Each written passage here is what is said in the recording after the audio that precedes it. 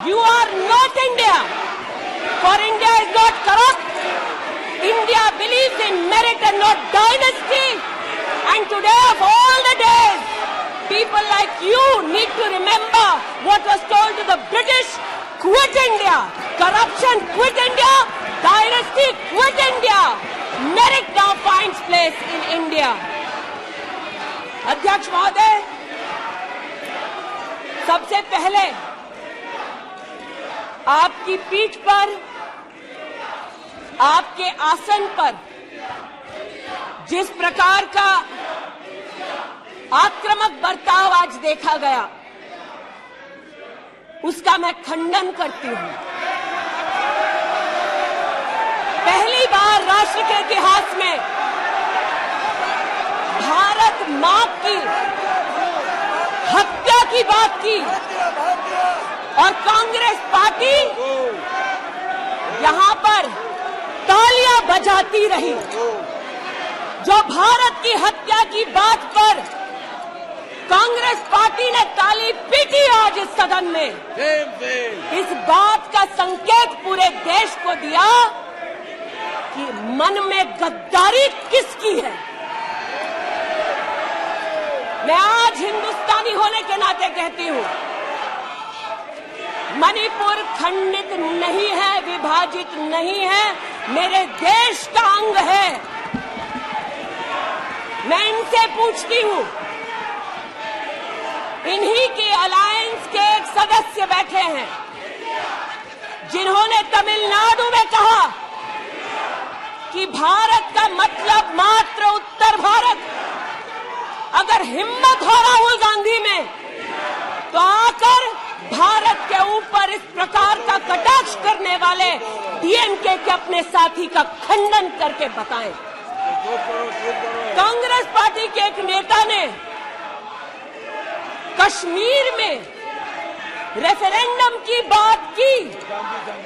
अगर हिम्मत है गांधी खानदान में तो इस सदन में और इस देश को बताए कि कश्मीर को देश से हटाने की साजिश में कांग्रेस के उस नेता का वक्तव्य क्यों है। You are not India because you define corruption in India. You are not India because you define incompetence. You are not India. एक मिनट, माननीय सदस्य, ये तरीका ठीक नहीं है। सदन में नारेबाजी करना तरीका ठीक नहीं है। प्लीज माननीय सदस्य बैठिए, उनको अपनी बात कहने दीजिए। आपने अपनी बात कही है, यह तरीका ठीक नहीं है। नो गलत तरीका है आपका, नो गलत तरीका है आपका। स्मृति जी,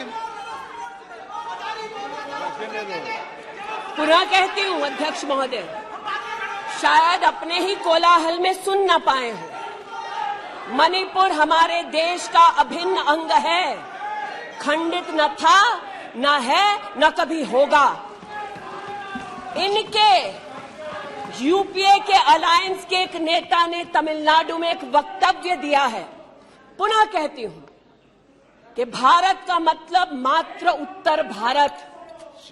मैं आज गांधी खानदान से, कांग्रेस पार्टी से पूछना चाहती हूं, क्या भारत केवल उत्तर भारत है? अगर दम है तो अपने पार्टनर को मुंह तोड़ जवाब दे, अगर हिंदुस्तान में आस्था रखते हैं। कांग्रेस के एक नेता ने अध्यक्ष महोदय कोर्ट में जाकर वक्तव्य दे दिया कि कश्मीर में रेफरेंडम की तलाशना चाहिए संभावना। मैं आज कांग्रेस पार्टी से पूछना चाहती हूं, क्या उनके आदेश अनुसार ये वक्तव्य कि कश्मीर का खंडन हो, भारत विभाजित हो, क्या ये कांग्रेस के नेतृत्व के आदेश के अनुसार है? अध्यक्ष महोदय, पुनः कहती हूं, हमारे राष्ट्र के संसदीय इतिहास में आज तक भारत मां की हत्या की बात करने वाले कभी भी बैठकर मेज नहीं थपथपाते। कांग्रेसियों ने बैठकर मां की हत्या के लिए मेज थपथपाई है। ये बात करते हैं इंसाफ की, ये चेहरा धूमिल है, ये चेहरा धूमिल है। मैं बताऊं किसका चेहरा है, मैं बताऊं किसका चेहरा है अध्यक्ष महोदय। ये चेहरा है गिरिजा टिक्कू का। सुन लीजिए पंडितों की दास्तान आप भी। गिरिजा टिक्कू का यह चित्र है। 90 के दशक में एक महिला यूनिवर्सिटी में अपना पेचेक लेने जाती है। सारी बातें करूंगी। अपना पेचेक लेने जाती है, बस से घर लौटने का प्रयास करती है। उसको 5 मर्द बस से खींचकर टैक्सी में ले जाते हैं, बलात्कार करते हैं और फिर आरी से उसका बदन काट देते हैं। जब गिरिजा टिक्कू के जीवन पर एक फिल्म में एक प्रति आया, मैं आज कहना चाहती हूं कि कांग्रेस के कुछ प्रवक्ताओं ने उसको प्रोपेगेंडा कहा। सरला भट्ट, आप नहीं चाहते कश्मीरी पंडितों की दास्तान कहीं सुनाई जाए, आप नहीं चाहते वो आइडेंटिफाई हो एज विक्टिम्स। सरला भट्ट मेडिकल स्टाफ थी। 90 के दशक में उसको उसके इंस्टीट्यूट से अगवा करके गैंग रेप किया गया और सड़क के किनारे रखा गया।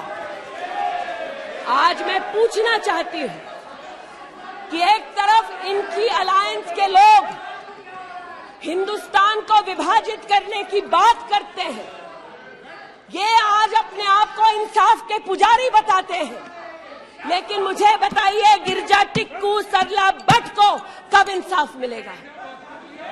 हर गली हर मोहल्ले में एक स्लोगन गूंजता था पंडितों के बीच, रलियू सलियू गलियू। पुनः कहती हूं, रलियू सलियू गलियू। आप चिल्लाना बंद करें, समझे पहले। रलियू सलियू गलियू। या तो अपना धर्म बदलो या कश्मीर छोड़ो या यहीं मरो। उनकी आवाज भारत की आवाज नहीं है। उनकी आवाज को आपने कभी नहीं सुना। मैं आज कहती हूं, इन्होंने कहा अश्रु बहाए, भ्रमण किया 84 के दौरान में। मुझ जैसे कई लोग देश की राजधानी में थे और किसी का वक्तव्य ना सुने। अध्यक्ष जी, एक पत्रकार है प्रणय गुप्ता, उन्होंने लिखा कि सिख बच्चों को कैस्ट्रेट करके उनके अंगों को उनकी मां के मुंह में ठूसा गया। आज बोलती हूं, त्रिलोकपुरी में 30 औरतों को इकट्ठा करके चीला गांव में ले जाकर उनका बलात्कार किया। सुल्तानपुरी में एक महिला ने एफिडेविट दी है, मेरे हस्बैंड को मार दिया, बेटी को शादी से एक रात पहले उठाकर ले गए और उसका बलात्कार किया।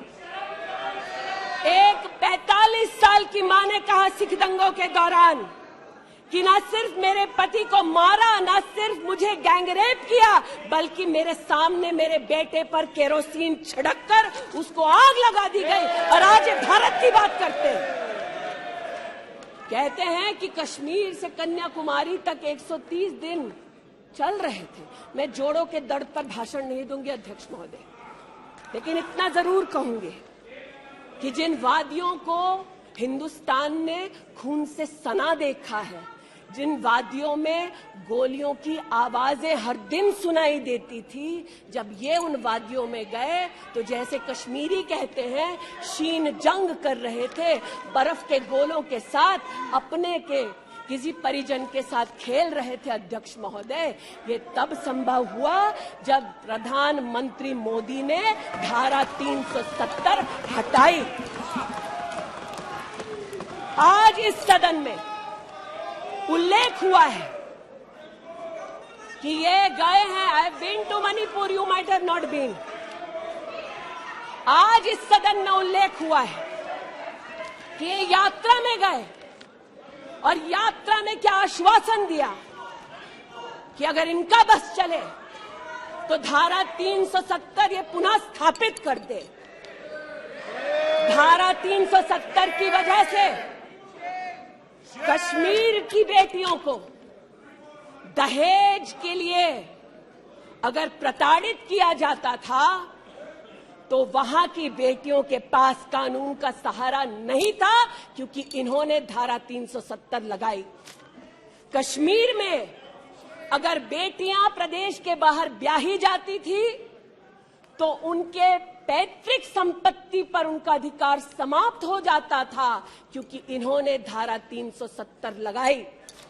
कश्मीर में अगर 14 साल से कम उम्र की बच्ची का 18 साल से कम उम्र की बच्ची का ब्याह रचा दिया जाता था तो उसे कानून का संरक्षण नहीं मिलता था, क्योंकि इन्होंने धारा 370 लगाई।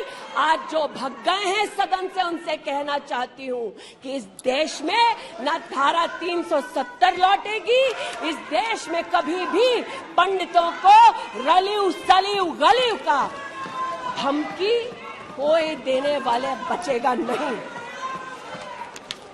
आज कई यहां पर बहनें उपस्थित हैं जो वहां से अपनी आक्रोश को और राहुल जी के प्रति समर्थन को व्यक्त कर रही हैं। 84 के दंगों का विवरण सुनकर, गिरिजा टिक्कू का विवरण सुनकर, और मैंने स्वयं अध्यक्ष जी मणिपुर के मुख्यमंत्री से बात कर त्वरित रूप से वहां पर लोग पकड़े जाएं, न सिर्फ इसका वहां पर निवेदन किया बल्कि वो लोग पकड़े गए। सीबीआई की इंक्वायरी जारी है। लेकिन जो आज यहां बैठे हैं, मैंने उनसे पूछना चाहती हूं, जो चले गए, उन्होंने कहा वो राजस्थान गए हैं। और राजस्थान में क्या हुआ महोदय? गिरिजा टिक्कू को तो 90 के दशक में आरी से काट दिया गया था। भीलवाड़ा में 14 साल की लड़की के साथ सामूहिक बलात्कार होता है। इस सदन से 2 महिला एमपीज उस परिवार से मिलती हैं। बच्ची जब जिंदा थी गैंगरेप के बाद महोदय, उसे काटा जाता है, फिर उसे भट्टी में डाल दिया जाता है। ये इन महिला सांसदों का वक्तव्य है कि जिस बच्ची को 14 साल की उम्र में जब जीवित थी गैंगरेप के बाद भीलवाड़ा राजस्थान में काटा गया, जलाने के लिए फेंका गया, उसका मात्र एक हाथ भट्टी के बाहर छूट गया था। मैं आज पूछना चाहती हूं अध्यक्ष महोदय, ये आज जो जोर जोर से चिल्ला रहे हैं, न्याय की गुहार इन्होंने तब नहीं लगाई जब 60 साल की एक महिला का पश्चिम बंगाल में उसकी नाती के सामने गैंगरेप हुआ। कोर्ट में केस लंबित है, इनका दिल नहीं दहला और पूछ रहे थे कि मणिपुर के बारे में आप नॉर्थ ईस्ट के बारे में नहीं जानते। जिन्होंने प्रस्तावना की उनसे कहती हूँ, नल्ली का मैसेकर हुआ, 5 मिनट के लिए कांग्रेस की एक नेत्री गई, लेकिन इनका क्या रुख था तब। 2012 में तरुण गोगोई जी ने स्वयं वक्तव्य दिया है कि दंगे हो रहे हैं, लेकिन कांग्रेस की केंद्र की सरकार ना ट्रूप्स दे रही है, ना इंटेलिजेंस दे रही है। कोकराझार की बात करते हैं, ये मेरा वक्तव्य नहीं है, तब के कांग्रेस के मुख्यमंत्री तरुण गोगोई का वक्तव्य है। कोकराझार में हिंसा होती है, धुबड़ी में 3 महीने कर्फ्यू रहता है। आज महोदय जो लोकतंत्र की दुहाई दे चुके हैं, हम बार बार इस सदन में बार बार इमरजेंसी की गाथा को याद करते हैं। इस सदन में हम लोग बार बार उन नेताओं को, उन सामाजिक संस्थाओं को, उन मीडिया के बंधुओं को, उनकी प्रिंटिंग प्रेस कैसे जबरन बंद कर गई, उसको, इस पर विस्तृत चर्चा होती है। लेकिन इमरजेंसी के कालखंड में साधारण महिला का इन्होंने कांग्रेस पार्टी ने क्या हश्र किया। स्नेहलता रेड्डी की आज बात करना जरूरी है। बेंगलुरु की जेल में बंद किया गया और इसलिए बंद किया गया क्योंकि वो सोशलिस्ट थी, भाजपाई नहीं थी, सोशलिस्ट थी। और जब बंद किया 2 मई 1976 को, तब उन्होंने अपनी प्रिजनर्स डायरी में लिखा, और मैं कोट कर रही हूं, जो पब्लिकली अवेलेबल है। As a woman comes in, she is stripped naked in front of everyone else. When a human being is sentenced, is the punishment not enough? Must the human body be degraded and humiliated? ये स्नेहलता रेड्डी के शब्द है जो उन्होंने emergency के कालखंड में jail में लिखे, अपनी अचीवमेंट्स को बताते हुए। जून 6, 1974 में स्नेहलता रेड्डी लिखती है that at least I have achieved something here. I have stopped the horrible beatings the women prisoners used to get. ये कांग्रेस का इतिहास है और ये भारत की बात करते हैं। अस्थमा की पेशेंट थी ये महिला, जेपीजी को तो डायलिसिस ना करने दिया, अस्थमा की इस पेशेंट को दवा नहीं लेने दी। वो 2 बार एस्थमेटिक कोमा में गई और एस्थमेटिक कोमा में जाते जाते जब उनकी हालत बिगड़ी तो पैरोल पर उनको 15 जनवरी 77 में छोड़ा। चार्जशीट में इस औरत का नाम नहीं था और 5 दिन बाद उनका देहांत हो गया। इनका इतिहास खून से सना है और जिनकी हत्या हुई आज वो इनको कटघरे में नहीं ला सकते, इसलिए आज इस सदन में मैं उनका नाम ले रही हूं, उनके बारे में बोल रही हूं।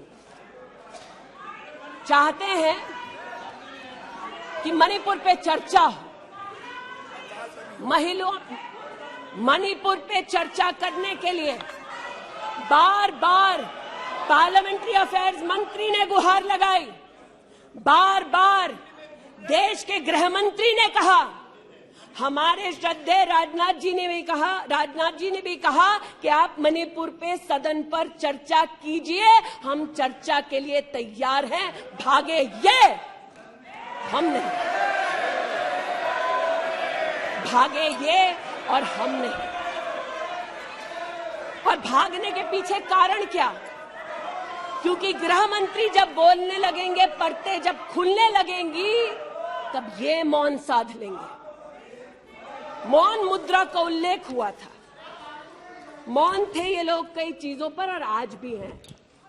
अध्यक्ष महोदय, मेरे हाथ में केपीएमजी की एक रिपोर्ट है जो इनके कार्यकाल से संबंधित है, जो कहता है कि करप्शन की वजह से यूपीए की कार्यकाल में हमारे देश की जीडीपी की ग्रोथ को 9% का नेगेटिव इम्पैक्ट होगा। ये अंतर्राष्ट्रीय एजेंसीज बोल रही थी, लेकिन ये चुप थे, आज भी चुप हैं।